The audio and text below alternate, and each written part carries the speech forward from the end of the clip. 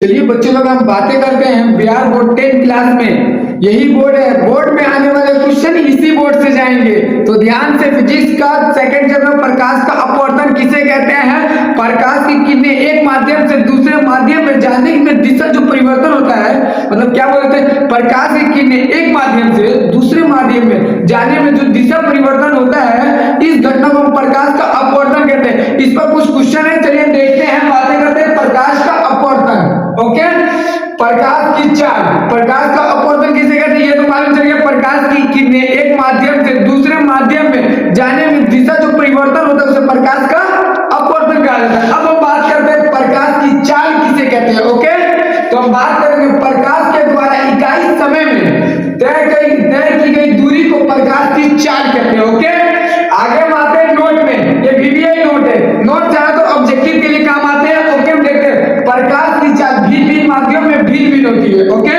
भिन्न माध्यम में क्या होती है? भिन्न होती है। तो हम देखते हैं माध्यम निर्वात में, जहां हवा ना हो, बिल्कुल देखते तो उसमें प्रकाश की चाल कितनी होती है? 3 × 10⁸ मीटर प्रति सेकंड होती है। कितनी होती है?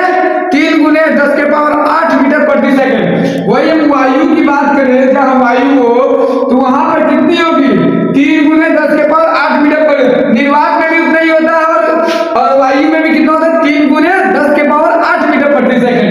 वही हम बात करते हैं पानी का, यानी जल, वही यहाँ पर कितना है? 2.25 × 10⁸ मीटर प्रति सेकंड। ओके, वही केरोसिन यानी मटिया तेल की बात करें, केरोसिन, तो उसमें होता है 2.08 × 10⁸ मीटर प्रति सेकंड। ये क्वेश्चन ज्यादातर पूछे जाते हैं एग्जाम में। बीबीआई क्वेश्चन सब है, अगर इस क्वेश्चन में कम से कम 2 ऑब्जेक्टिव तो आपका रहेगा ही। ओके, ध्यान से देखो। वही एल्कोहल की बात करें तो क्या आता है? 2.2 × 10⁸ मीटर प्रति सेकंड। वही बर्फ की बात करें 2.2 × 29 × 10⁸ मीटर प्रति सेकंड।